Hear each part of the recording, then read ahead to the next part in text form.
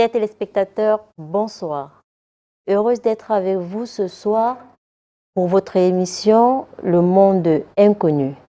Nous continuons dans la même lancée, la méditation, solution à nos problèmes. Bonsoir, professeur. Bonsoir, Georgette Baumé. Alors, de quoi parlons-nous ce soir, professeur? Alors, la chronique sera proposée en deux parties. La première partie, nous allons parler de la volonté ou la mystique de la pensée, de l'attitude positive. Oui. Volonté ou mystique de l'attitude positive. Et puis en deuxième partie, il sera question de la double dimension de l'homme. Quelque chose comme ça, voilà. D'accord.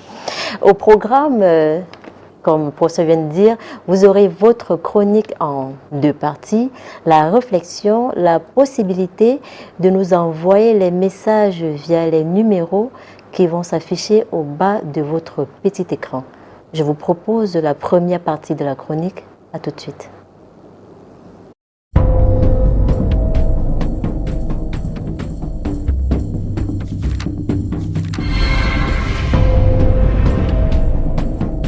Méditation, la solution à nos problèmes. Chapitre 26. Volonté ou la mystique de l'attitude positive. Il y a plusieurs décennies déjà que le monde se prépare pour sa descente en enfer. De l'époque de Galien où l'on niait l'existence de la circulation du sang à celle de Louis Pasteur, une grande personnalité du plagiat, ce dernier a été créateur de la planète du scientisme. On saurait oublier l'action de Freud dans l'implantation de l'industrie du tabac. Il a été aussi pour beaucoup pour la mise en place de la droguerie médicaments. Que de grands noms très importants pour un nouveau monde baptisé l'époque moderne. Autant le reconnaître, c'est eux aussi les bâtisseurs de l'importante hégémonie née de leurs idées dont le mercantilisme a fini par faire corps. Étant donné que la nature de l'homme est embryonnaire, il est plus proche de ce qui est négatif parce qu'il n'est pas évolué, donc plus proche du mal. Ce qui fait perdurer la mauvaise orientation de l'humanité depuis toujours et jusqu'à ce jour. Dans tous les domaines de notre quotidien, les idées et concepts négatifs prennent toujours le dessus. Ce qui fait qu'en médecine, par exemple, nous mettons l'âme à l'écart, travaillant à la mise en disposition de médicaments généralement toxiques pour le corps physique et pire pour l'âme, jusqu'à faire pire avec les plus toxiques et dangereux, les vaccins. Le plus grave de tout cela est que, de prime abord, tout ceci supprime la conscience spirituelle et nous empêche d'évoluer spirituellement. Le grand mystère consiste donc à ce que nous nous déportions vers une attitude de la pensée positive. C'est à ce niveau qu'intervient la volonté. Nous y revenons pour dire que la volonté se développe en maintenant en soi le désir d'acquérir une attitude positive. Un véritable mystère suite à la recherche d'une union intuitive dans le divin en nous en vue de notre affranchissement spirituel. Ce désir doit nous inciter à analyser en toute occurrence le motif de nos carences volontaires. Il convient de bien connaître le mécanisme de la volonté et d'en examiner tous les rouages pour en prendre la direction en connaissance de cause. Procédons ici à cette analyse. Elle peut paraître un peu ardue, mais cette étude assure de grands avantages. Elle nous permet de trouver par nous-mêmes les causes de faillite ou de succès. Elle nous invite à voir comment fonctionne la volonté en trois dimensions. La volonté motrice, la volonté régulatrice et la volonté de progression. En revenant sur la volonté, nous avons vu que le désir en est son aliment, comme pour dire également qu'il est en même temps le soutien de la volonté. Le désir cependant peut être de nature différente, ce qui fait que la plupart du temps, nous voulons des choses contradictoires. Pourquoi cela? Parce que le désir jaillit de trois sources distinctes. Il y a un désir impulsif et aveugle issu du corps. Ce désir est d'autant plus vigoureux que la vitalité en est plus grande. Il tend à la satisfaction physique et affective. Puis, il y a un désir conscient, de l'expérience et de la réflexion basée sur un caractère rationnel. Et enfin, un désir intuitif qui tend à l'idéal, à la vérité, à l'absolu, facteur de la connaissance et réalisation. Il faut donc, de prime abord, distinguer trois impulsions différentes, l'impulsion instinctive, l'impulsion réfléchie et l'impulsion qui tend à l'absolu. La volonté parfaite réunit ces trois énergies. La première née des impulsions est à la source de la volonté motrice. La seconde est la source même de la volonté régulatrice. Et la troisième enfin a pour source cette volonté qui nous pousse à croire, imposer ou s'imposer, évoluer et à transmettre nos énergies. La volonté est donc loin d'être un phénomène simple. La volonté est donc loin d'être un phénomène simple, professeur Emmanuel Lipote. Qu'est-ce que c'est que la volonté? Alors, disons que nous sommes en train de l'étudier. D'accord. Peut-être qu'on pourra mieux définir ça lorsqu'on aura fini par l'étudier. Mais on relève quand même que beaucoup de gens, puisque c'est une succession un enchaînement, une monographie que nous sommes en train d'écrire, ou alors une série de monographies que nous sommes en train d'écrire. Alors, beaucoup de gens disent que qui veut peut. Alors, c'est ce qui veut dire que tout ce que nous voulons, nous pouvons avoir cela. Bien évidemment, mais il faut savoir comment. Parce que nous pouvons avoir besoin de quelque chose que nous ne devons pas avoir besoin de ça. C'est d'où le désir nourrit la volonté. Pendant ces temps, la volonté attend du désir, un soutien. Cependant, on peut désirer des choses qui ne sont pas nécessaires pour nous. On peut vouloir obtenir quelque chose qu'on n'a pas le droit d'avoir. C'est comme un enfant qui veut toucher à la flamme de la bougie, simplement parce que pour cet enfant, cette flamme représente une flambée d'or. Alors, donc, à la découverte de la vie, le bébé qu'il est, et qui commence à bouger, à faire des petits mouvements et tout, semblait voir de cette flamme quelque chose de fantastique qu'il faille absolument toucher. D'accord. Alors c'est quand il sera brûlé qu'il va comprendre que non, mais c'est pas tout ce qu'on désire, parce que là c'est pas un besoin, c'est un désir. Il désire toucher la flamme pour satisfaire son envie, son plaisir. Oui. Alors donc il y a un problème dans le désir qui fait en sorte que il ne faut pas confondre les besoins au désir. Cependant, c'est les désirs qui sont les éléments moteurs de la volonté, malheureusement. Parce que les besoins tels que déféquer, tels que boire de l'eau, en fait tout ce que le corps peut réclamer en soi, ne peut être que des situations biologiques à satisfaire. Par contre, le désir busque la volonté. Pourquoi? Parce que le désir fait bouger la personne dans un sens ou dans un autre. Puisque vous pouvez avoir envie, disons, je peux dire, besoin de faire caca. Si vous êtes dans une situation où vous ne pouvez pas le faire, alors ces besoins-là, du point de vue biologique peut-être et physiologique, va entraîner quelques perturbations dans votre perturbation pour le moment. Mais le désir de faire quelque chose peut entraîner à ce que vous vous mettez à faire n'importe quoi. Voilà.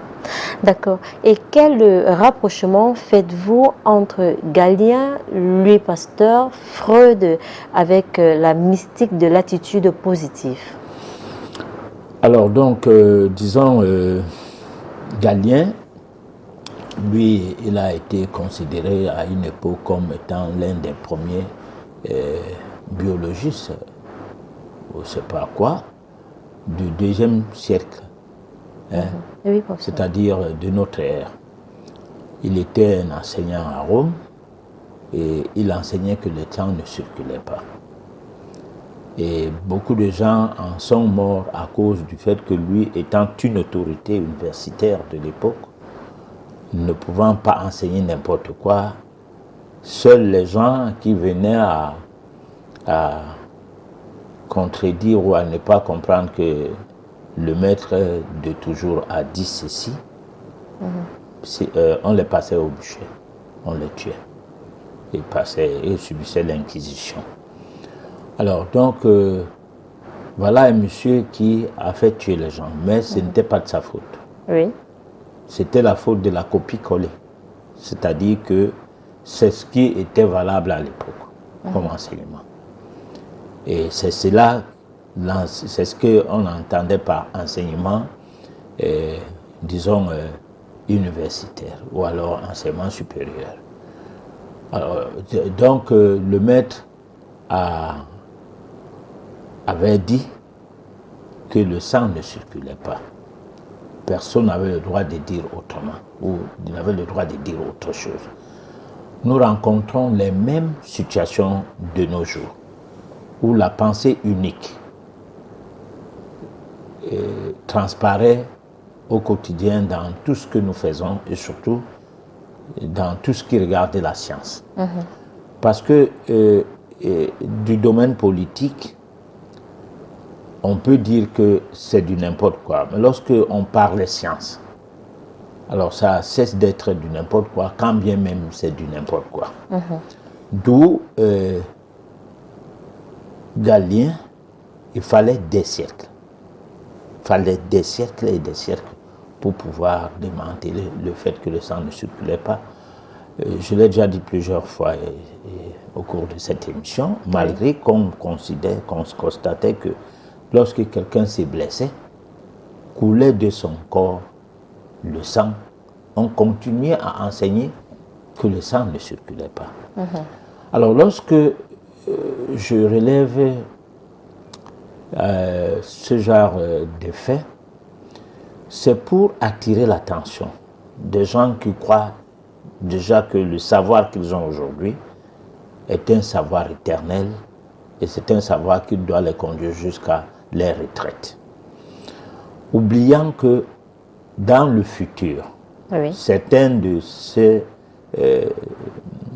disons, concepts déjà préétablis et arrêtés vont subir des reproches au point où on va plutôt dire que la science a évolué. Comme s'il y avait d'abord déjà la science. Parce que quelque chose qui évolue doit être quelque chose qui existe. Tout à fait. Il existe la science avant l'école. Il existe la science dans l'univers. Mais il y a une certaine science entretenue par les hommes à des fins parfois mercantiles, c'est-à-dire à des fins de formatage, à des fins de la mise en place d'une certaine hégémonie. Alors cette science, c'est celle-là qu'il faut décrier. C'est ce qui fait que les pays qui se sont développés aux dépens des autres, comme les pays occidentaux, enseignent autrement par rapport aux pays qui se sont développés par eux-mêmes. Alors, on va t'enseigner la spiritualité, Dieu, et on va en faire un culte que tu ne trouveras pas facilement. C'est un pays en Asie où il y a des prêtres et des pasteurs dans ces pays-là. Mais ces pays se développent pourtant. Contrairement aux pays, parce que le développement de l'Asie est différent du développement de l'Europe ou bien du monde occidental. Le monde occidental se développe aux dépens des autres pays. Le monde occidental se développe par le biais du mercantilisme, de l'estorquerie, de domination de l'homme par l'homme, du colonialisme et de l'esclavage. C'est peut-être aussi constaté que certaines de ces, disons, comment on peut appeler ça, de ces méfaits sur la société ont été aussi remarqués en Asie, mais pas au même titre. Parce que les Occidentaux, entre guillemets, oui, au-delà de l'esclavage et au-delà de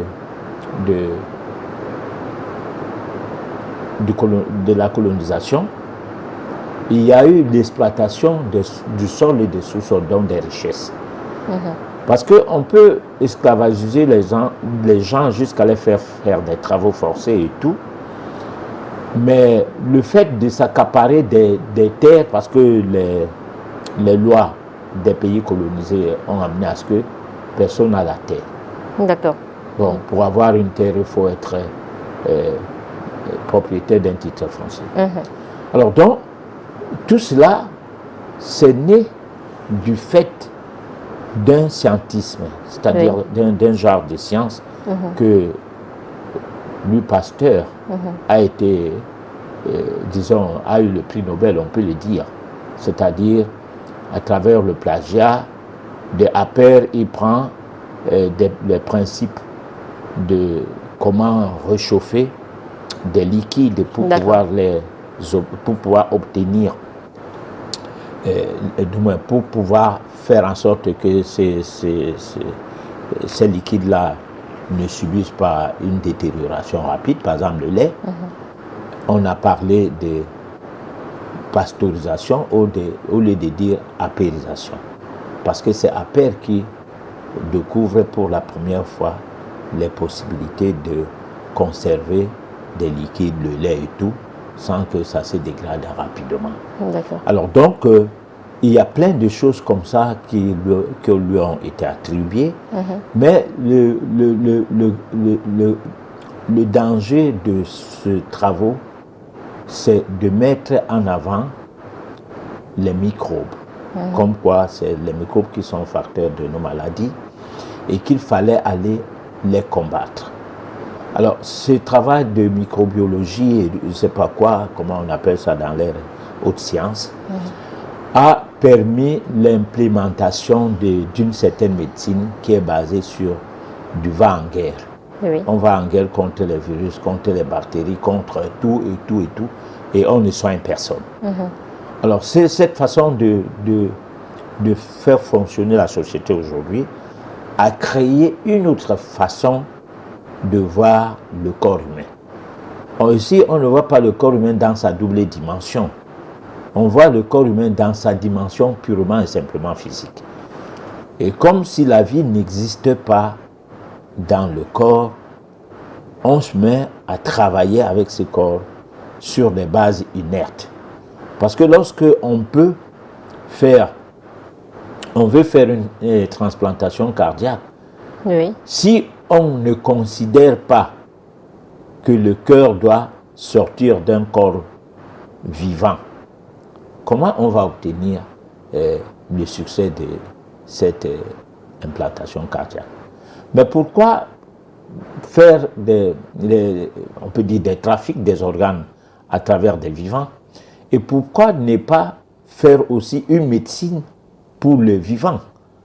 C'est-à-dire, pourquoi ne pas considérer la vie qui est déjà dans le corps, qui se détériore par le biais du désordre qu'on peut appeler la maladie, dont le mal qui dit, le mal qui parle en nous?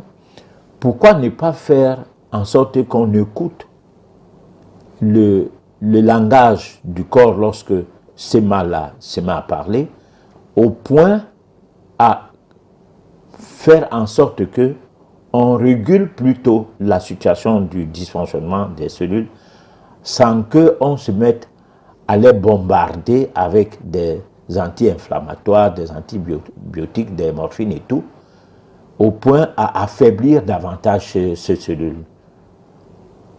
Voilà. D'accord, professeur.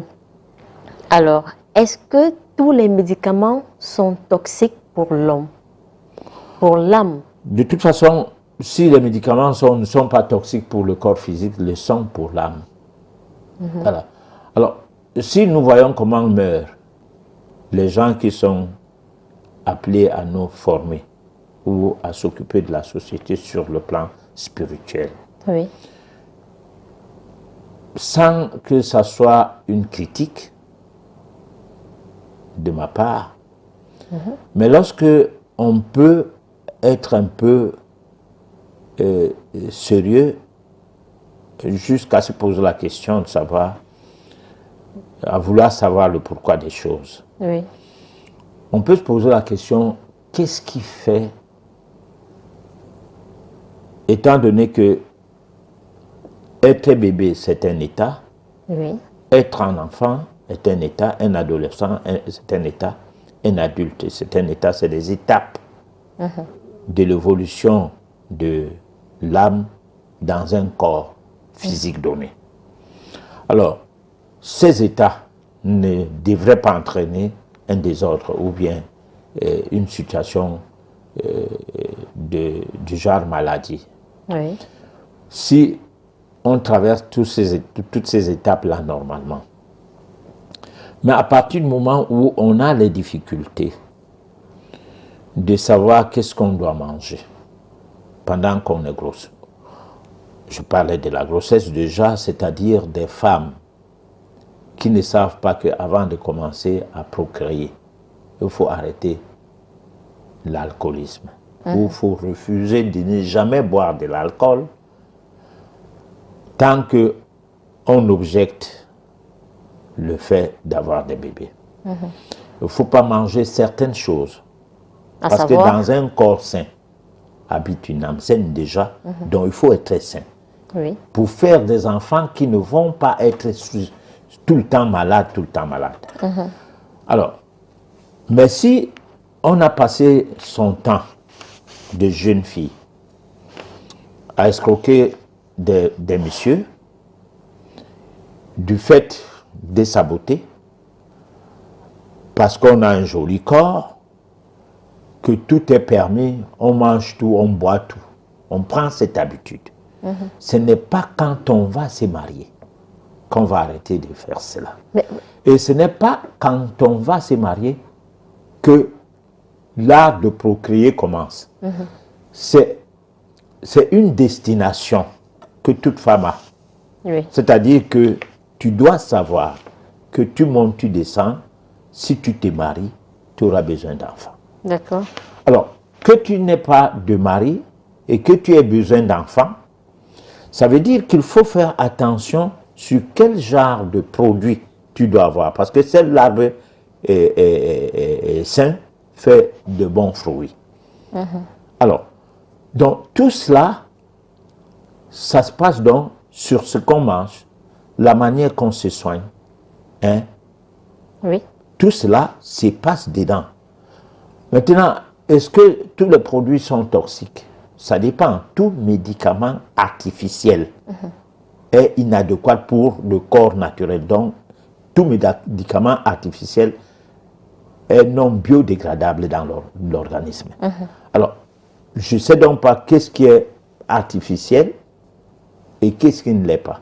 Mais ce que nous savons, c'est que près de 90% des médicaments sont artificiels. C'est-à-dire, c'est obtenu sur des bases, des choses qui ne composent pas avec des cellules. Oui. Voilà. Puisque ce n'est pas des choses pour réparer la cellule. C'est des choses pour faire taire, du moins pour anesthésier les douleurs, pour faire taire des inflammations, des infections et tout. Voilà. D'accord. Tout à l'heure, vous avez parlé des femmes qui escroquent.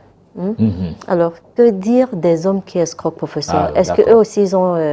est-ce qu'une punition leur est aussi réservée? De toute façon, on ne peut pas procréer sans homme. Tout à fait. Il y a des hommes que sa femme prend la grossesse. Oui. Pour ne pas dire prend sa grossesse. Bon. Alors, lui, il est sous l'art. À chaque fois qu'il saute sur sa femme,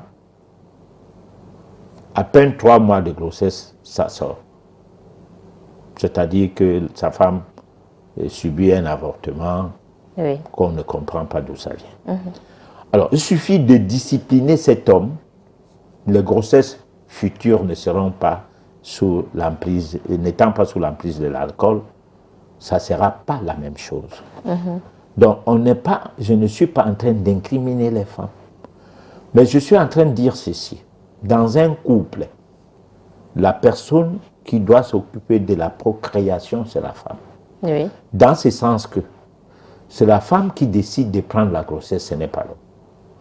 Si une femme dit à l'homme que tant que tu fumes, tu bois n'importe comment, on ne va pas faire des enfants.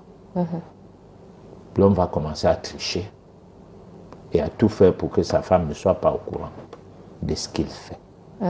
Il est rarement question que ça soit l'inverse. Il ne peut être l'inverse que si la femme aime l'homme plus que l'homme ne l'aime.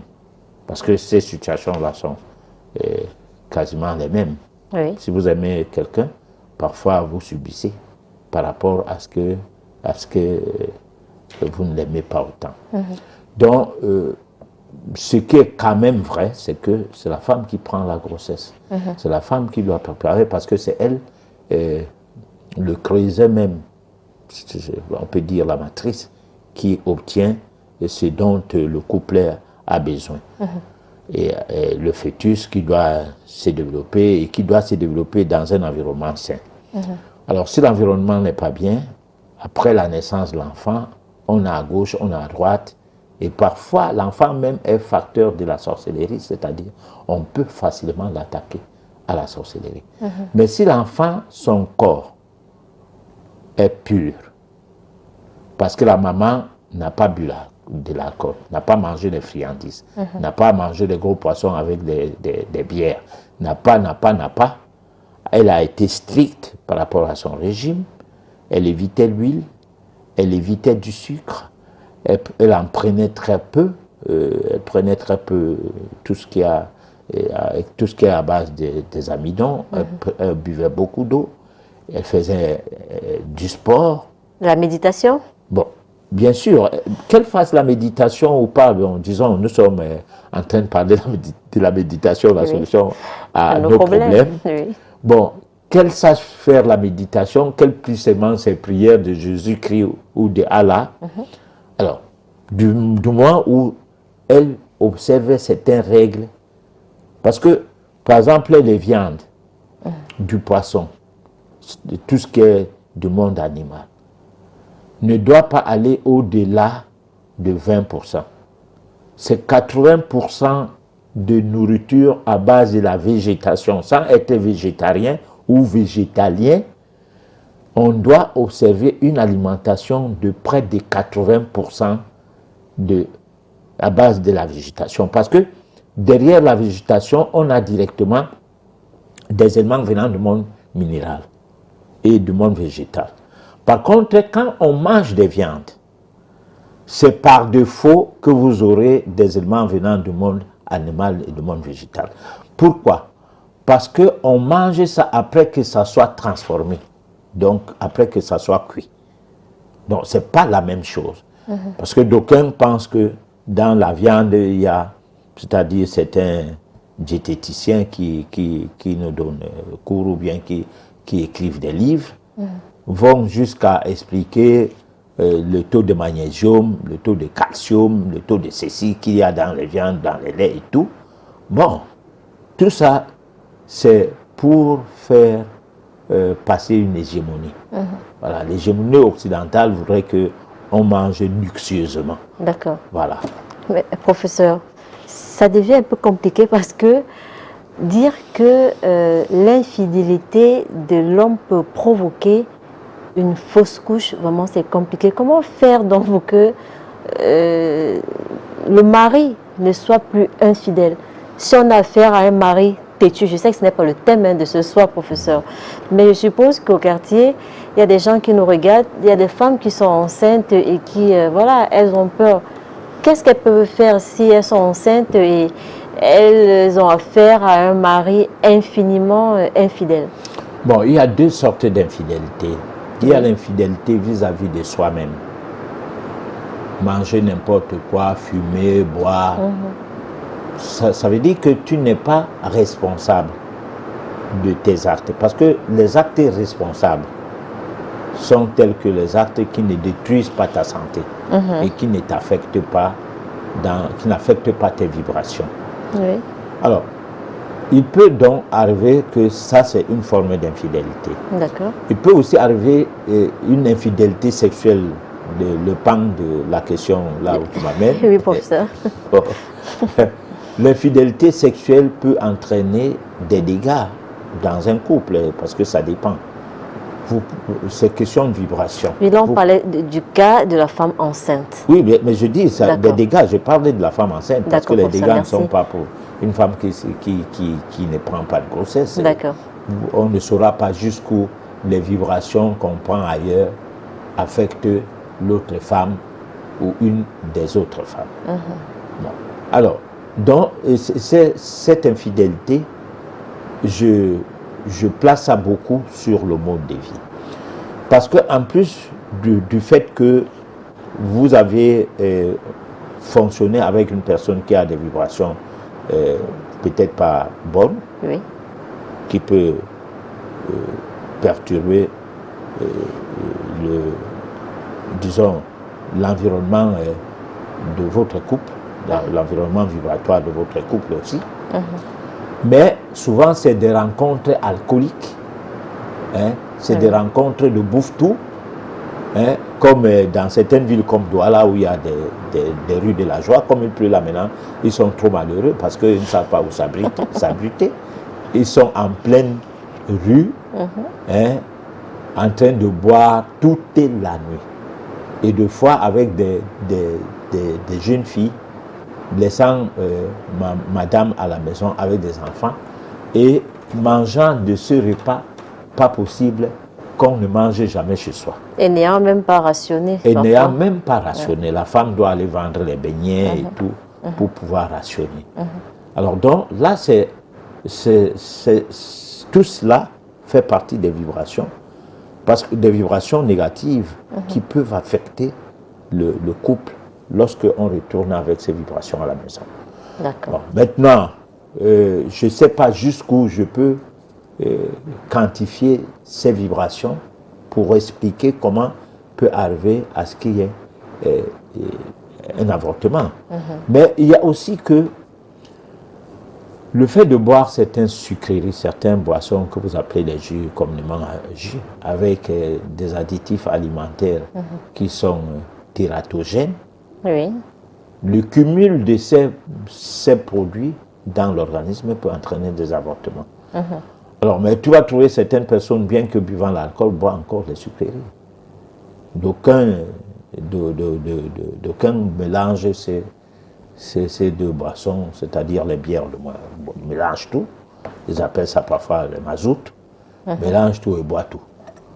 Alors, ces genres de personnes, en dehors de la connivence qu'il y a dans sa sexualité avec d'autres gens, d'autres femmes, mais met en danger ses moments de procréation, quoi. C'est-à-dire, il est en train de fonder une famille et se met à faire n'importe quoi, et puis tout va tourner mal, voilà. D'accord. Nous vous proposons la deuxième partie de la chronique. Vers la double dimension de la vie. Si nous voulons spiritualiser notre être jusqu'à l'atteinte de la divinité en vue de s'arborer le corps de la gloire, nous devons comprendre qu'il faille d'abord construire en nous la cathédrale de l'âme. Nous l'avons dit au cours de nos éditions précédentes. Nous avons constaté que ceci ne pouvait être possible que si nous savons tout d'abord comment tisser la toile de l'âme. Cependant, une fois de plus, disons que pour parvenir à réaliser tout ceci, seule l'alimentation spirituelle serait la base. Elle va nous permettre de se doter d'un corps sain dans l'ensemble.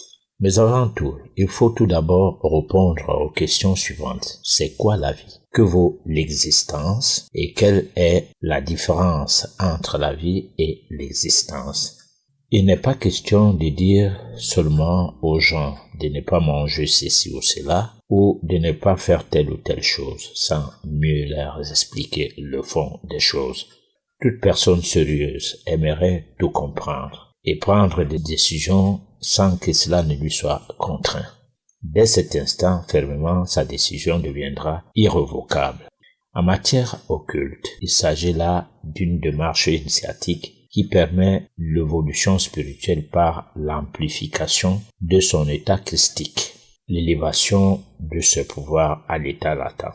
C'est ce qui est à la base de l'affranchissement du postulant, ce qui lui permettra de trouver finalement la réponse à ses problèmes de la vie par lui-même, pour avoir compris ce que c'est que la vie. C'est pour cela que nous avons commencé par définir la vie de manière classique et religieuse. Le but étant de permettre à ce qu'on trouve le chemin qui conduit à la lumière, sans lequel personne n'a droit à la clé de la porte qui s'ouvre au monde supérieur. Apparemment, c'est cette clé qui est à la base de l'acquisition de la notice de la vie permettant de connaître la double dimension de celle-ci. Du point de vue métaphysique ou mystique, la vie est toute une autre chose. Il n'est pas question d'une subsistance avec pour seul but la satisfaction matérielle, mais d'une connaissance de la double dimension des forces vibratoires qui régissent et contrôlent nos corps, âme et esprit. C'est-à-dire établir également la double dimension des substances alimentaires qui font de l'alimentation quelque chose de spirituel. Les aliments dans leur double dimension et les cellules du corps humain de par leur double dimension et le mariage qui en découlerait. Alors, professeur Emmanuel Lipote, comment trouver le chemin qui mène vers la lumière? Ce chemin, on le trouve par nous-mêmes, au-dedans de nous. C'est-à-dire, on ne pourra jamais aller au ciel, comme on le dit, parce que beaucoup de chrétiens disent que c'est en mourant qu'on va aller au ciel. Oui. Bon, et puis, que nul ne peut aller vers le Père sans passer par moi. Là, ici de Jésus. Par le Fils, peut-être? Et puis, ici le Fils de Dieu. D'accord. Là, nous entrons dans une famille où Dieu a fait l'enfant. Et c'est son enfant qui est celui-là même qui nous rachète. Parce qu'il meurt pour nous. Oui. Bon. Alors, des millénaires, il est mort, mais le monde n'a jamais changé. Les choses qu'il y avait à son époque continuent à exister aujourd'hui. Mais il est mort quand même pour nous sauver. Et nous sauver de quoi? C'est-à-dire de la mort ou de l'enfer ou nous amener au paradis. Bon, là, ça, il faut attendre mourir pour voir ce qui va aller, ce qui va arriver. Alors, donc, c'est des situations, c'est des phénomènes ou bien c'est des récits difficiles à expliquer ou à comprendre. Parce que d'abord, déjà, quand on ne comprend rien, on ne peut pas savoir comment expliquer ça. Alors, donc, je perds un peu le fil de ta question, tu dis. Comment trouver le chemin qui mène vers mène, la lumière? Voilà, le chemin de la lumière, donc le chemin qui passe par nous. C'est-à-dire le fait de découvrir l'être intérieur qui est au-dedans de nous, qui sommeille en nous. Oui. Lequel être intérieur, accroché à nous, grâce à lui, nous vivons. Sauf que nous vivons du soufflet de vie et non du soufflet de vie comme la manifestation de l'existence de cet être en nous, mais sans vivre de la connaissance de cet être intérieur dans le sens de ce que seraient ses besoins et de ce que seraient ses implications à nous, entre guillemets, par rapport à notre corps, pour nous guider, c'est-à-dire permettre à notre corps de fonctionner normalement. Parce que c'est le fait que notre corps ne fonctionne pas normalement que, de par le désordre qui y est, on parle de la maladie. Alors c'est pourquoi même la Bible chrétienne, je ne sais pas, Corinthiens 7 ou quoi, c'est pourquoi, dit bien, 1 Corinthien ou 2 Corinthiens, que dans un corps sain habite une âme saine. Oui. Alors, Je ne sais pas trop, ben c'est Paul qui le dit, ou c'est Dieu, ou c'est qui. Moi, j'ai seulement dit que ceux qui veulent, ils peuvent lire ça dans la Bible, parce que c'est aussi un livret de référence en matière scientifique, en matière morale et tout, que les chrétiens ne lisaient pas malgré que c'est leur livre. Bon, c'est parce que souvent, lorsque tu te positionnes comme une personne qui veut faire comprendre autrement les choses par rapport à la Bible, on dit, toi, tu ne crois pas à Dieu. Alors, par contre, ceux qui croient en Dieu, alors, ils ne lisent pas la Bible. Ils ne lisent pas leurs livres. Souvent, c'est paradoxal. Donc, le chemin de la spiritualité, c'est le chemin de la lumière. D'accord. Et ce chemin de la spiritualité, qui est le chemin de la lumière, c'est ça qui nous conduit vers l'affranchissement de notre âme. Et c'est quand notre âme est affranchie, c'est en ce temps-là qu'on débouche là où se trouve la lumière. Parce que la lumière recherchée, c'est la divinité. Bon, le fait de nous diviniser passe donc par le mécanisme de la méditation. Donc là, nous sommes en métaphysique pure et dure, qui sont des éléments qui nous outillent, qui nous permettent d'avoir les outils afin de nous conduire dans la spiritualité et déboucher à la divinité. Voilà. D'accord. J'aimerais qu'on définisse encore ce soir la notice de la vie, professeur. Alors, la notice de la vie, c'est ce qui nous donne la possibilité de savoir qu'est-ce qu'on doit faire, qu'est-ce qu'on ne doit pas faire. Alors, ce que nous devons faire passe par notre cerveau qui est au niveau du ventre. C'est-à-dire à l'intérieur de notre corps, au niveau de la cage thoracique jusqu'au niveau du ventre, se trouve ce qui se révèle en nous, en ce sens que ça nous ne devons pas faire, ça nous devons faire. Donc là, ici je fais allusion particulièrement du cœur. D'accord. Alors, mais c'est que nous subissons notre cerveau, qui est comme l'antipode de tâtonnement, de multiplicité d'idées, parce que c'est notre cerveau qu'on entretient depuis que nous sommes petits. C'est notre cerveau. Quand on nous tape dessus pendant qu'on est tout petit, c'est pour nous dire, enfoncer ceci dans ta tête, on ne fait pas ceci, on ne fait pas cela, on te cogne. Et quand on cogne sur ta tête, le cerveau dit, ah, je vais retenir la bêtise là. Même comme c'est une bêtise, pendant que le cœur rejette, le cerveau encaisse et est formaté pour finir. Et c'est tout notre cerveau qu'on entretient dans les écoles, dans les universités et tout. C'est notre cerveau qu'on s'accapare, on s'accapare de notre cerveau au niveau des cultes, des religions, des obédiences même mystiques et tout. Tout tourne autour de notre cerveau.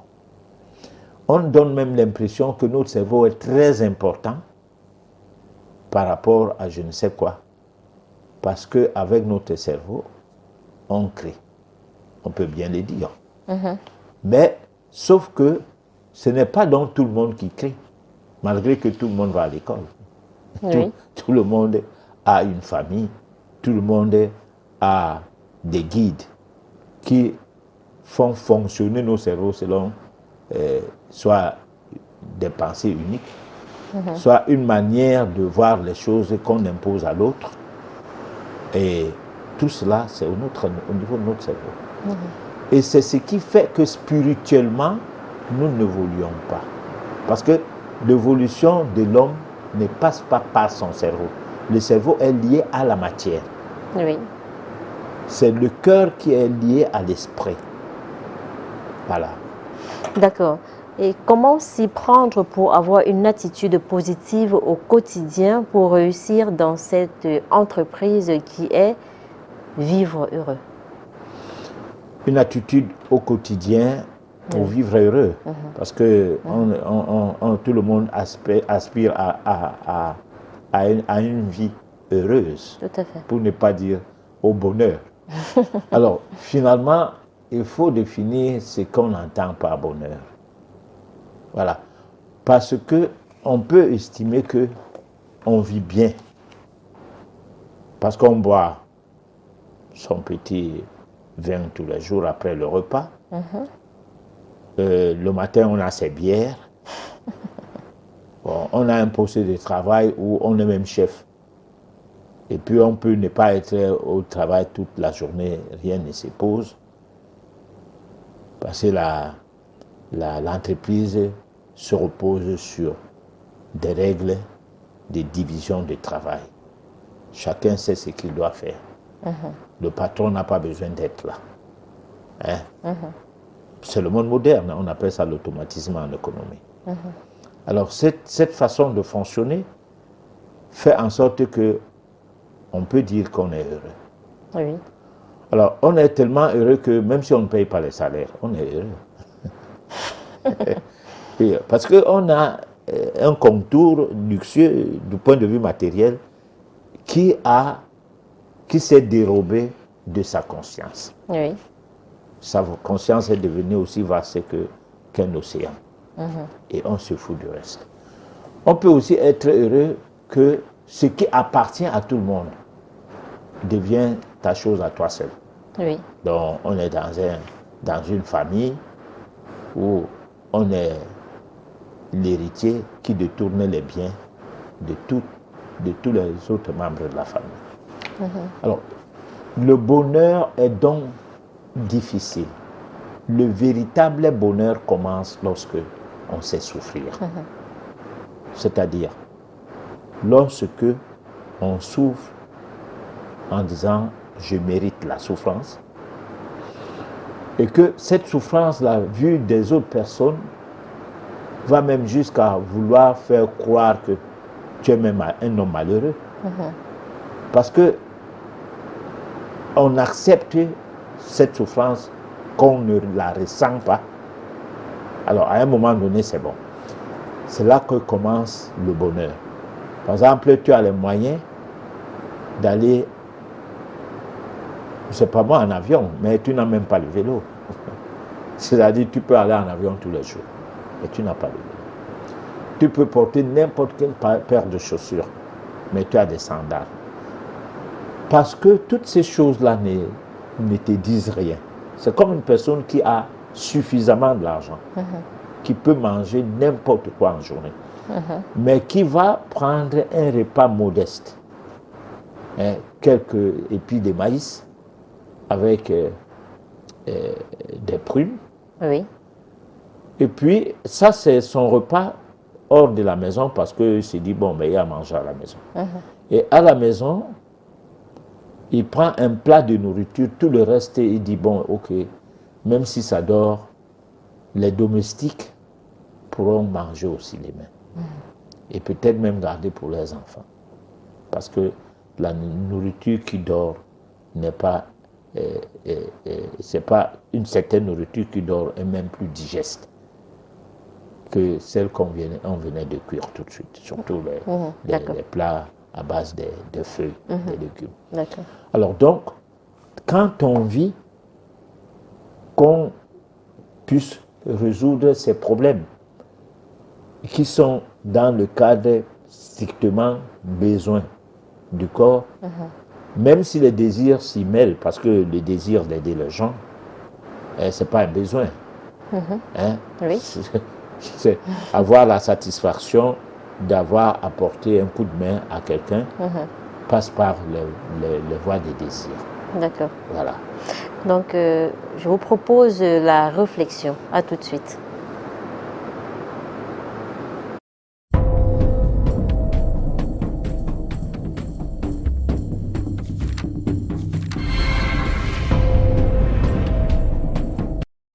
Rapidement.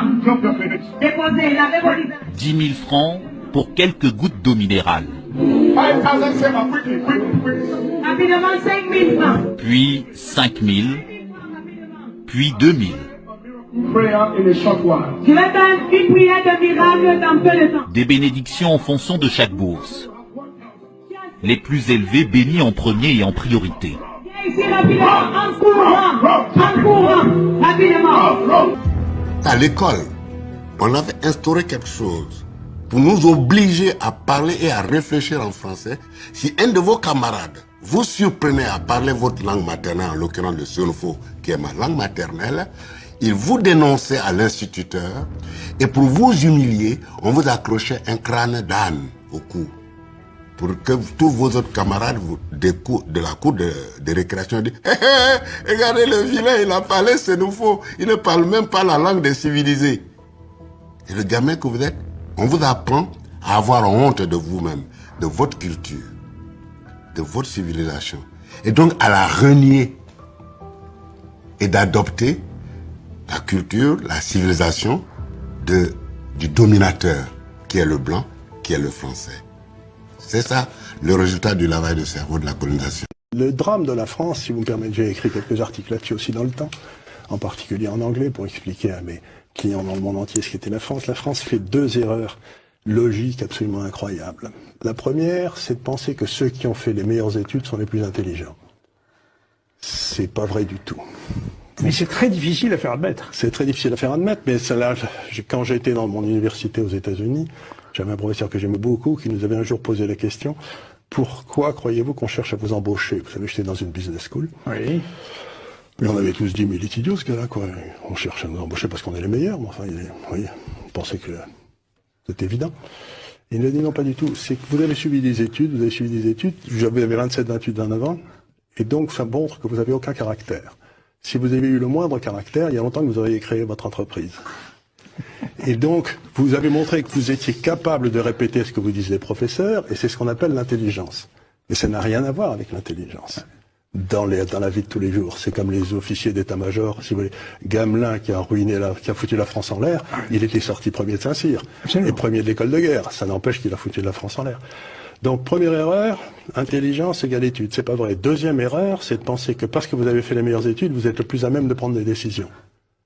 Il n'y a aucun rapport entre les deux. Il n'y a pas de rapport, en effet. Il n'y a pas de rapport entre les deux. Donc, à partir de ces deux erreurs, on a bâti un système d'éducation qui fait monter les gars qui ont une mémoire de cheval et qui n'ont aucun caractère. C'est les deux caractéristiques des élites françaises. C'est terrible quand je vous entends évoquer mémoire de cheval et aucun caractère, je pense à Bruno Le Maire. C'est plus fort que moi. Mais exactement. Regardez, tout à fait cet homme qui vient de nous expliquer qu'il va réformer les entreprises françaises, alors qu'il est incapable de gérer son compte en banque, quoi. Alors, professeur, quel est votre commentaire par rapport à cet élément? Il y a que on te lave les pieds, on te verse un petit des gouttes d'eau. Hein? Une bouteille, ça peut permettre la bénédiction de tout un groupe de personnes qui est... Parce que la première, on a proposé 4 éléments pour réfléchir un peu. Le premier élément consistait que tu donnes 10 000 francs, on te bénit. Tu obtiens la bénédiction de celui qui a donné 10 000. Et puis celui qui, après on dit, bon, ceux qui ont dit 5 000 viennent maintenant. Et aussi reçoivent la bénédiction de 5 000. Sauf que cette bénédiction, là, c'est la même goutte d'eau. C'est la même bouteille. Et puis on dit maintenant que non, les 2 000 peuvent monter aussi, recevoir la bénédiction. Alors, bon, disons que peut-être la première eau, la première versée d'eau, donne plus de chance que le fond. Le fond peut être peut-être déposant, ayant des dépôts, peut-être. Bon, alors, donc c'est pas intelligent de croire que c'est comme ça qu'on peut aller au ciel, ou bien avoir le paradis sauf. Vraiment, cet élément, au-delà des 2 autres éléments qui constituaient l'ensemble d'éléments proposés ce soir, que nous le faisons rarement, mais ce soir on a essayé de faire rigoler un peu les gens, parce que ne pas parler la langue de quelqu'un, ne pas parler ta langue au profit de la langue d'emprunt, n'est pas culturellement responsable, parce que le développement d'un pays est plus culturel que folklorique. parce que l'enseignement supérieur, c'est le folklore. Mais la culture n'est pas le folklore. Malheureusement, on a inversé. Dans les pays sous-développés, c'est la culture, c'est-à-dire c'est les chansons et la danse et tout, qui fait partie du ministère de la Culture. Et pourtant, c'est tout, le ministère de la Culture devrait tout avoir, toutes les sciences, du domaine de l'agriculture, du domaine de la santé, du domaine.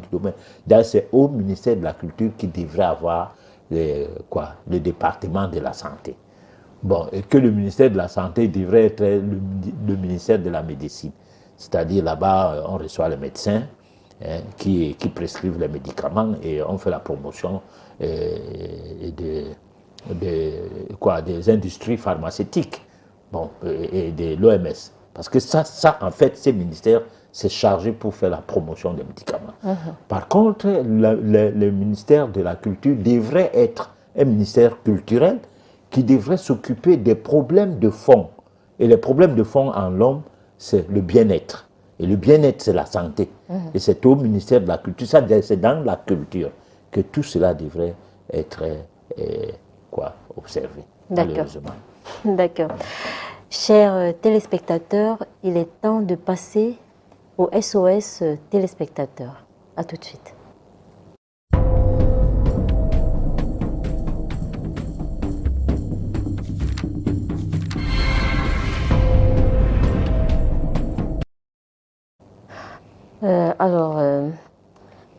Allah exhorte les humains à méditer dans Coran 4, verset 82. Ne médite-t-il pas sur le Saint-Coran? S'il provenait d'un autre qu'Allah, il y trouverait maintes contradictions. Allah dit encore dans Coran 10, ne raisonnez-vous donc pas? L'islam exhorte l'humanité à méditer et à raisonner. Mohamed Yaoundé, professeur. Bon, moi, je suis en métaphysique, je ne suis pas dans une obédience religieuse. C'est vrai, j'ai fait un peu le Coran, mais 3 ans ne suffisaient pas. Il y en a qui sont nés dedans et vieillissent dedans. Et ce que je peux remarquer, c'est qu'il y a 2 catégories de personnes dans les religions. Ceux qui lisent les documents et ceux qui n'en lisent pas. Bon, alors, beaucoup plus ceux qui lisent sont des gens qui discutent. C'est-à-dire qui veulent mener des débats religieux pour essayer de contenir des arguments des uns et des autres qui vont un peu à l'encontre de leurs croyances. D'accord. Alors, mais nous, ici, dans ce plateau, nous ne sommes pas, en fait, en train de mener un débat religieux. Nous ne sommes pas en train de dire que ne croyez plus à vos choses. Nous sommes en train de dire, voyez comment vous croyez à vos choses. Comme c'est qu'on venait de voir là maintenant. Ça n'a pas de sens. Du tout. Parce qu'il y a une autre vidéo qu'on avait proposée une fois-ci, où quelqu'un avait carrément son visage sur les gens et ses pieds. C'est-à-dire, lui, il est perché, et il vient, il met son pied sur ta tête, et il lave d'abord ton visage, tu reçois de l'eau, après il met ses pieds sur ta tête, il lave ses pieds, tu pars, l'autre vient.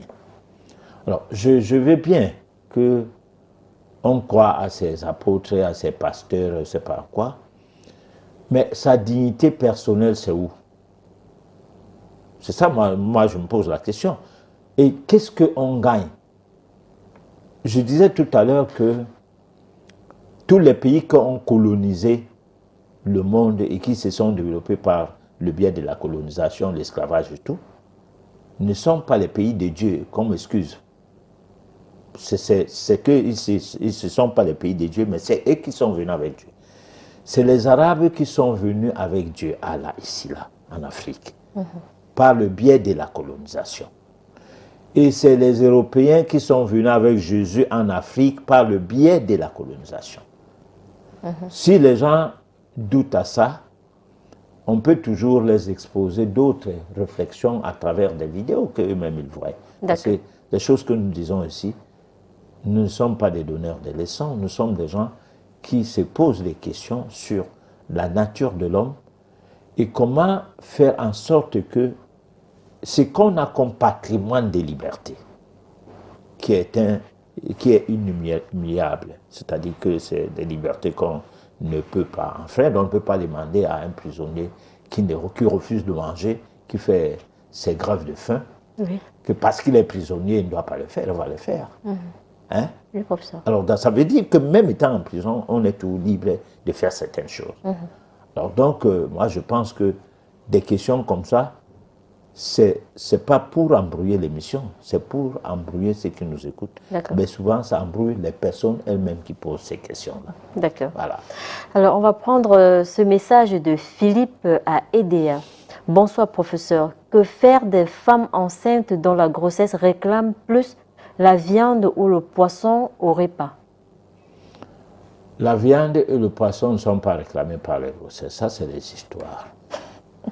C'est des caprices. Parce que ferait une femme qui est dans un environnement où il n'y a ni viande ni poisson? Moi, il y a une femme qui peut demander les œufs. Qu'on lui donne peut-être 5 œufs par jour parce qu'elle est grosse. Que c'est ce que le bébé veut. Donc le fœtus. Mais si on l'enlève de cet endroit où il y a les œufs, donc elle va avorter. Moi, à mon petit niveau, bon, je pense que j'en ai remarqué le contraire. D'accord.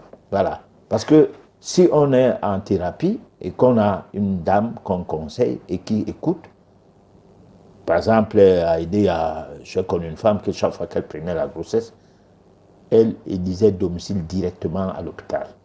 Directement. Alors, maintenant, il fallait étudier son problème. Son problème était sur son mode de vie.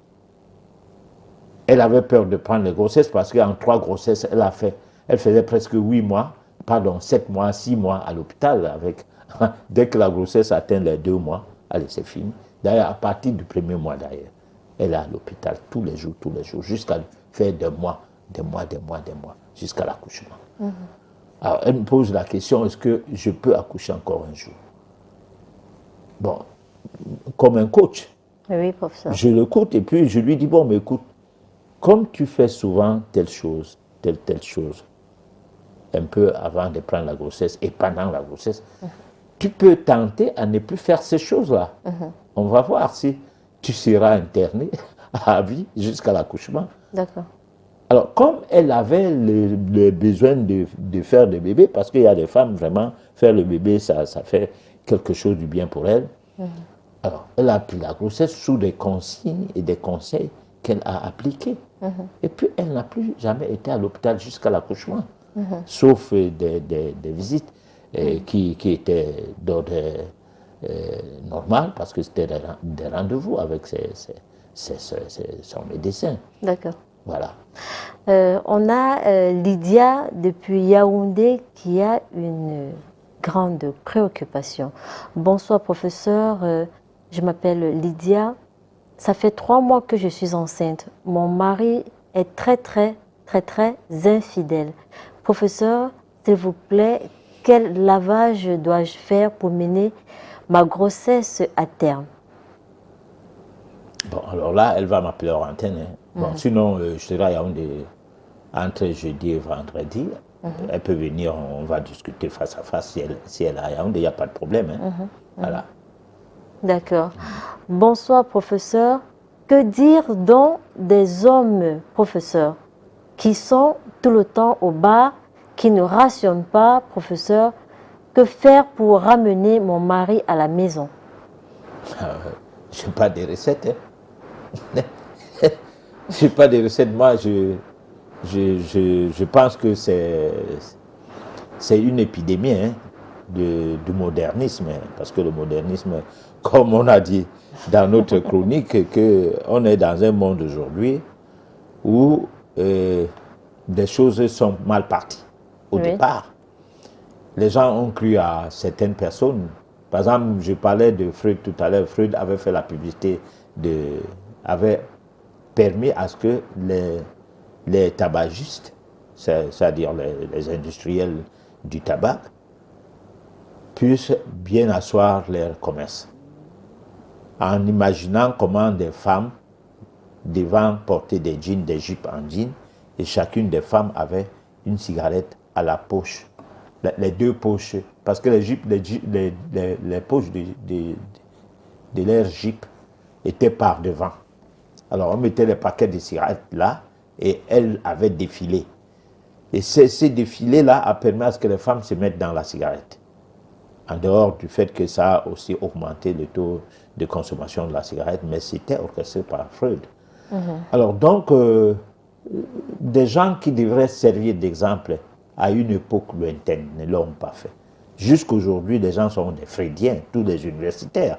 Alors comment voudrez-vous que quand quelqu'un sort donc de l'université freudien ne soit pas un drogué, alors que son mentor était un drogué? Soyons sérieux. Hein? L'Afrique souffrait de quelque chose, c'est que nous copions, nous faisons de mauvaises copies.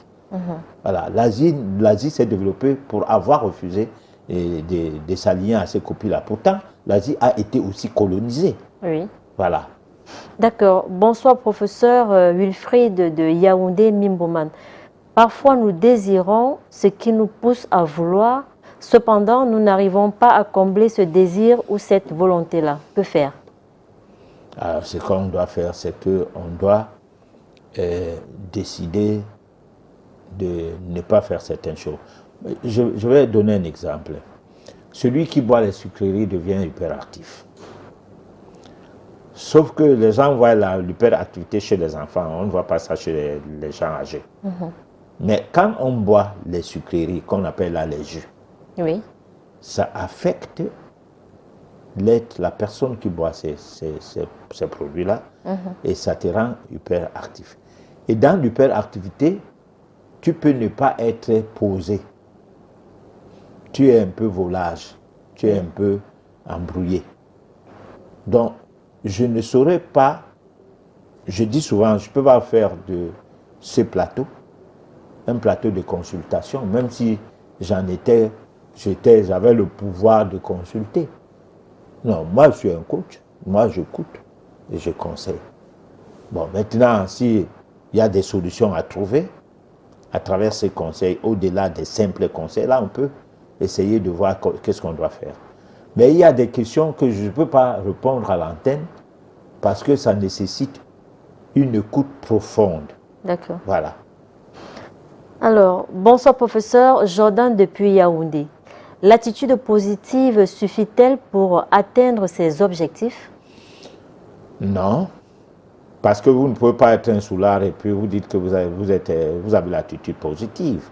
Vous ne pouvez pas être un diversivore, c'est-à-dire vous mangez tout et tout et dire que vous allez atteindre une attitude positive.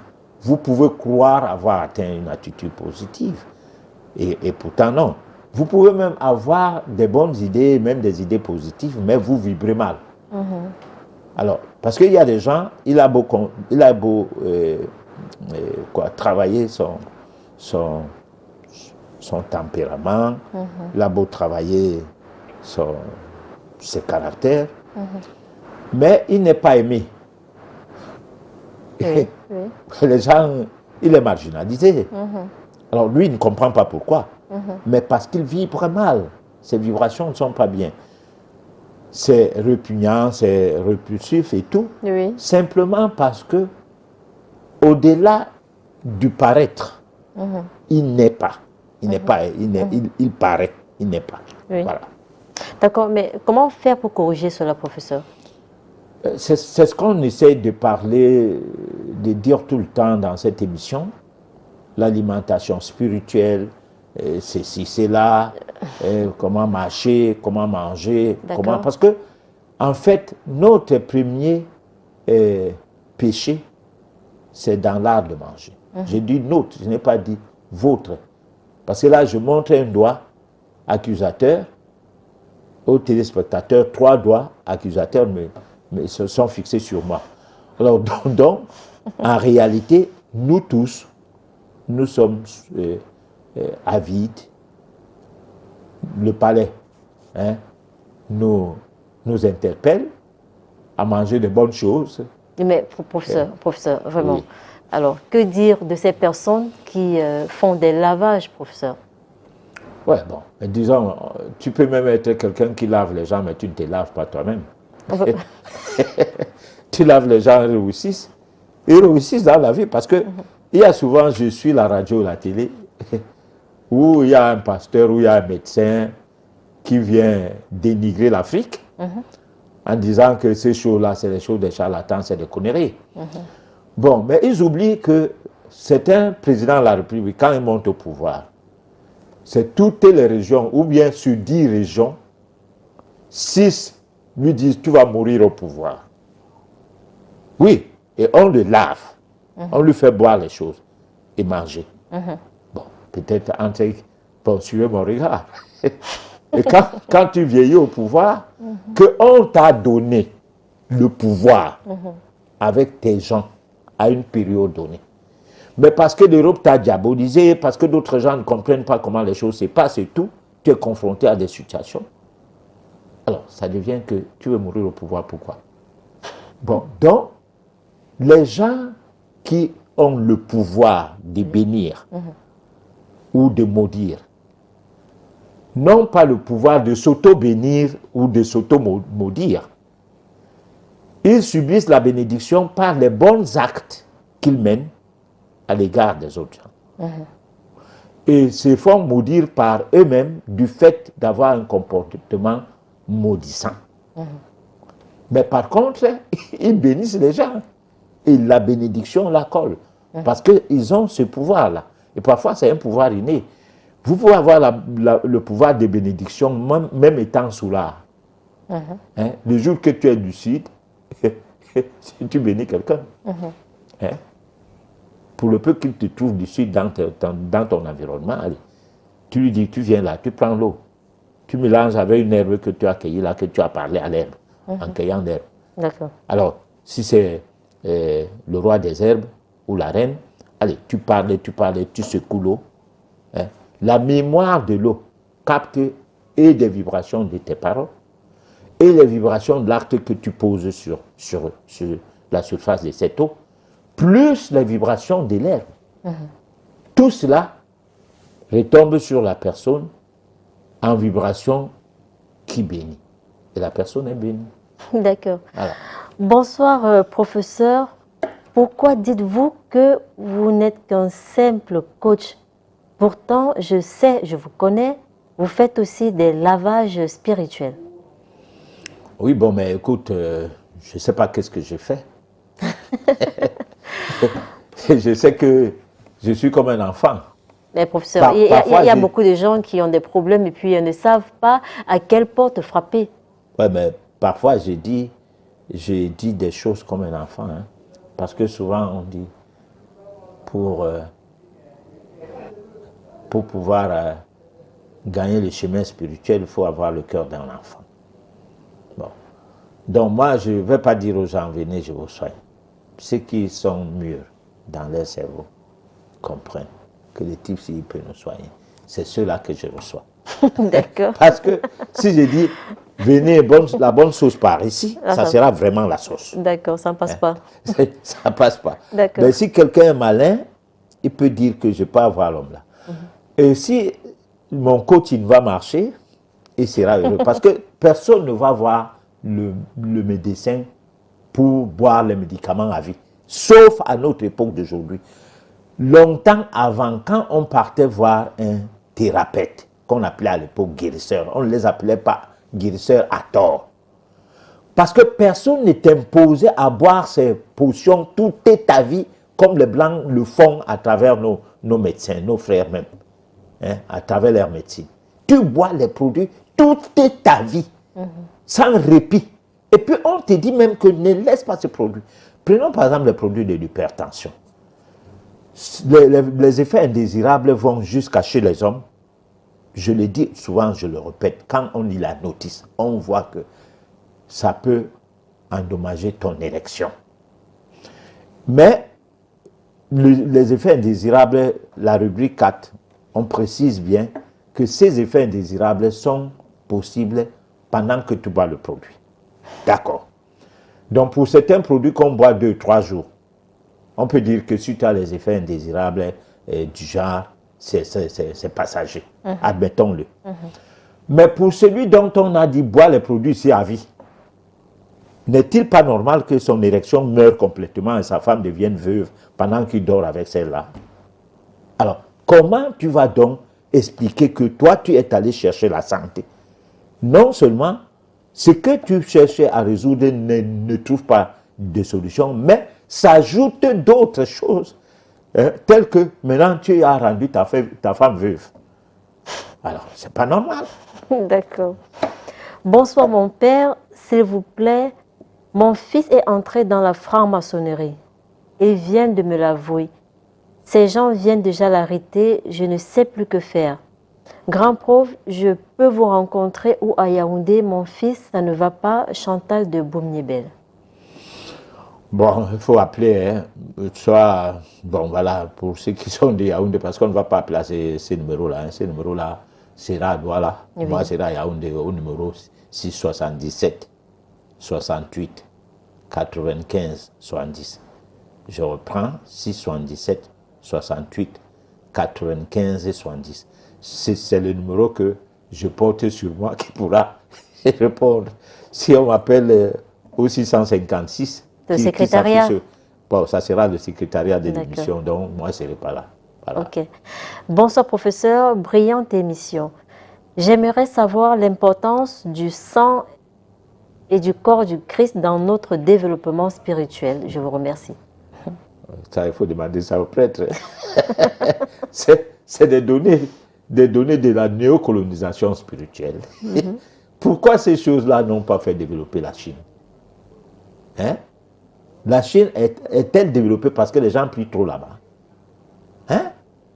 La Corée, que nous on donnait de l'argent avant 1960, là, entre 1960 et 1965, au point où la Corée aujourd'hui a implanté des centres de formation au Cameroun gratuitement, hein? Formation professionnelle au ministère de l'Emploi et de la formation professionnelle. Parce que la Corée ne comprend pas comment nous, on les a aidés hier et aujourd'hui, nous, on n'est pas développés. Ce n'est pas le manque d'argent ou c'est le fait d'avoir l'argent qui fait qu'on se développe ou le fait de prier trop. Hein? Alors, donc, si les gens croient encore à la prière jusqu'à ce jour, c'est tant mieux. Hein? D'accord. Bonsoir, professeur. Je m'appelle Dina. Ça fait 6 ans et demi que mon mari et moi sommes ensemble. Professeur, ça ne va pas. Est-ce qu'il se fait tard pour faire un test d'affinité? Non. Le test d'affinité, il ne se fait jamais tard pour le faire.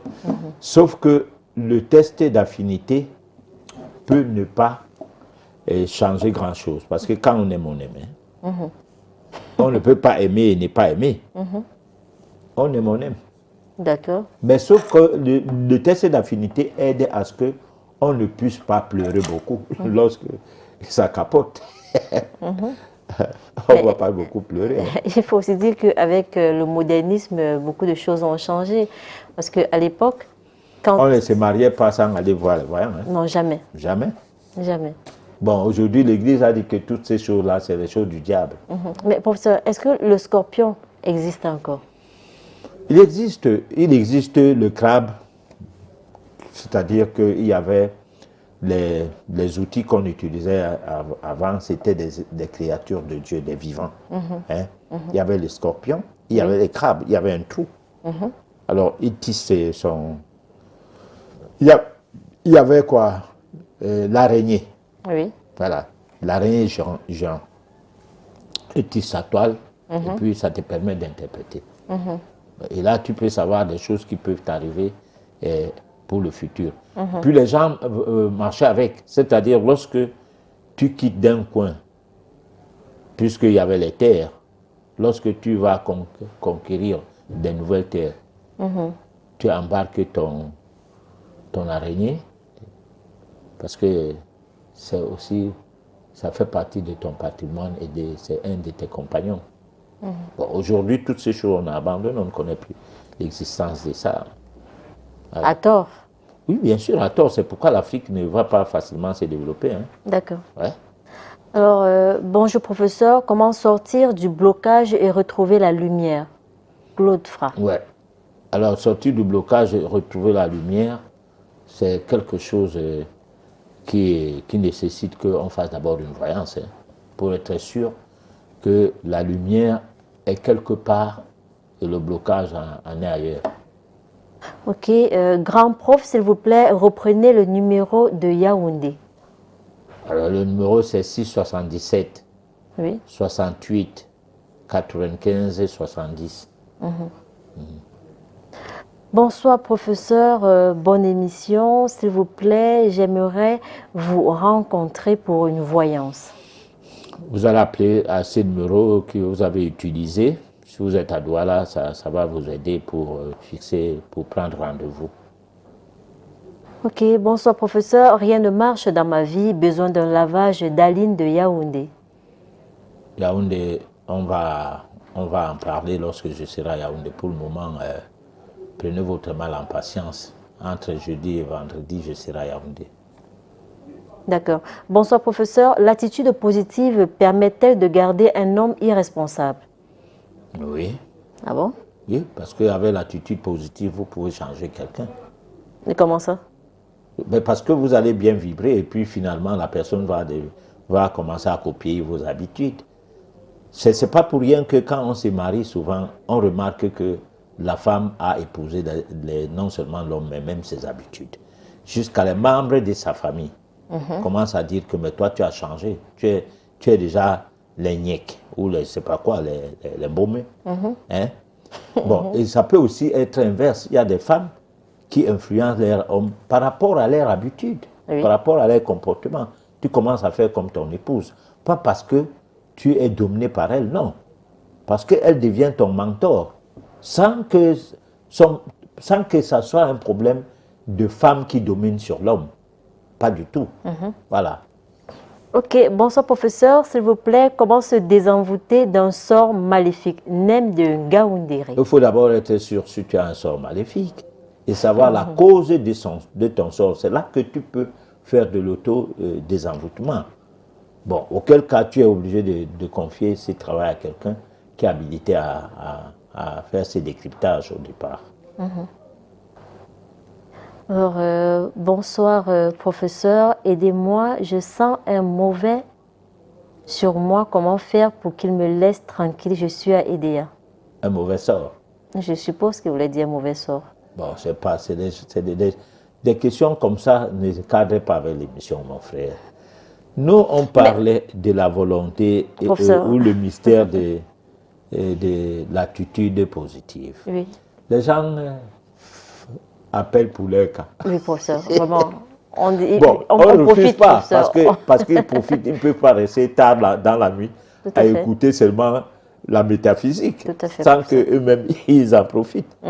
Mais je vais leur dire que quoi? Je vais dire que prenez votre mal en patience, appelez une hors antenne. Bon, comme ça, vous exposez votre problème. On voit si ça relève au niveau de ma compréhension et puis je vais voir qu'est-ce que je peux vous conseiller. Voilà. Bonsoir professeur, comment faire pour vous rencontrer ici à Douala? S'il vous plaît, ça ne va pas. Vous allez appeler hors antenne. Nous sommes à Douala, quoi, au niveau des anciens sonneurs. Bonsoir professeur. À 44 ans, ma vie n'a jamais donné, malgré les efforts. Serge de Yaoundé. On va étudier ça hors antenne. Si je viens à Yaoundé, il faut voir si on peut se rencontrer. Bon, mais sachez que vous ne venez pas en aventure, parce que je serai là pour quelques jours, peut-être vendredi et samedi. Dimanche, je regagne Douala. Donc, si quelqu'un a juste besoin de s'amuser, que la personne ne vienne pas. Seulement celui qui a vraiment des problèmes. Voilà. Parce que des fois, je viens à Yaoundé, reste toute la journée à écouter. D'autres viennent me dire que peut-être je leur donne même l'argent. Bon, comme si je suis devenu, c'est pas le footballeur qu'on trouve l'argent souvent et tout. Bon, pourtant, moi, je croyais qu'ils avaient des problèmes, parce que tout le monde a des problèmes d'argent. Hein? Oui, mais si vous avez des problèmes de maladie, des problèmes de blocage, des problèmes, ce n'est pas quelque chose qui est de nature à réfléchir sur ça. Alors, même si on te coûte sans rien payer, le fait d'échanger, ça fait du bien. Tout à fait. Parce que ça fait du bien aussi à moi qui écoute. J'apprends beaucoup de choses en écoutant. Et ces choses-là me permettent d'étudier encore davantage l'être humain et la société. Bon. Mais si quelqu'un vient et raconte des histoires seulement comme pour amuser la galerie ou pour s'amuser, bon, c'est pas bien. D'accord. Salut, moi c'est Georges. Je voudrais... Veuillez éviter d'appeler pour le moment, s'il vous plaît. Les appels, c'est hors antenne. Salut, moi c'est Georges. Je voudrais savoir quelque chose. Ma copine dort et le matin, à son réveil, elle constate des griffes sur elle et elle fait des cauchemars, professeur. Il faut décrypter ça. Il faut faire la voyance. Alors, quelle est la bonne heure, professeur, pour vous rencontrer afin de faire une bonne voyance? Linda. La voyance, c'est le matin et le soir. Tôt le matin et tard le soir. Voilà. C'est pas en journée. D'accord. Et par dérogation spéciale, on peut faire ça en journée, mais bon, de toute façon, en ce qui me concerne, quoi. Oui, professeur. D'accord. Bonsoir, vous sur le plateau. S'il vous plaît, professeur, comment se protéger spirituellement? C'est compliqué d'expliquer à quelqu'un comment se protéger spirituellement. Ce n'est pas les godasses et le parapluie, parce que, non, ce n'est pas une manière de rester comme ça et dire à quelqu'un, fais ceci, fais cela. On peut bien vous donner une recette, ça ne marche pas. Quand j'étais jeune dans ce que je fais aujourd'hui, oui, professeur. Bon, je donnais des recettes de citron, de l'ail, de ceci, comme ça, à la va-vite. C'est bien beau, bon, mais il y a des gens, tu lui donnes une recette comme ça ne va pas, il ne te croit plus. Il ne croit plus à toi. Voilà. Donc, il faut toujours écouter les gens, toujours. Chercher à savoir d'où provient son problème. Voilà. D'accord. Bonsoir à vous, madame, et au professeur. Est-ce qu'on peut libérer quelqu'un qui a déjà mis des années dans une loge et qui voudrait en sortir? Merci. Il peut sortir de la loge quand il veut. Ça dépend de quelle loge. Parce qu'en fait, quand on parlait de loge, souvent, moi, je ne sais pas de quoi on parle. D'accord. Moi, je lisais les livres d'un de nos frères qui n'est plus avec nous. Donc, je ne cite pas les noms. D'accord. Mais quand moi, je lisais les livres, là, on ne comprenait pas qu'est-ce qu'il écrivait. Mais pourtant, moi, je crois avoir fait un peu de la métaphysique quand même. Bon, je ne comprenais pas qu'est-ce qu'il écrivait. D'accord, professeur. Il faisait plutôt la promotion de la rose, quoi, et bien des choses. Parce que des fois, j'ai lu dans un de ses livres où il a repris le manuel de la rose, quoi, presque 2 chapitres. Oui. Bon, alors, c'était pour que son livre soit volumineux. Ce n'était pas pour dire quelque chose contre la rose, quoi, à lire ce que moi je lisais là. Puisque j'avais le manuel en question, déjà avant le livre là, et je l'avais lu. D'accord. Et j'ai lu son livre, ça m'a renvoyé directement dans le manuel, mot à mot. Alors, je ne comprenais pas qu'est-ce qu'il disait, mais lorsqu'on l'écoutait à la télé, il racontait une histoire encore différemment de ce qu'il écrivait. D'accord. Bon, moi, je ne sais pas. Ok, professeur, on est arrivé au terme de cette émission. On va... Votre dernier mot? Alors, c'est que nous sommes heureux de savoir que les gens nous ont beaucoup appelés, ou bien, bon, du moins beaucoup écrit. Ça veut dire que l'émission est suivie. Ça nous encourage et ça nous ragaillardit. Merci. Et on attend des critiques et tout. Peut-être une recette? Une petite recette, professeur? Non, prochainement. De rien du tout, professeur? Prochainement. Peut-être du sel, du citron? Juste une toute petite recette, professeur. Prochainement, on va y réfléchir. On va commencer à faire que chaque émission, on réfléchit qu'est-ce qu'on doit dire aux gens. Est-ce que vous avez une école initiatique?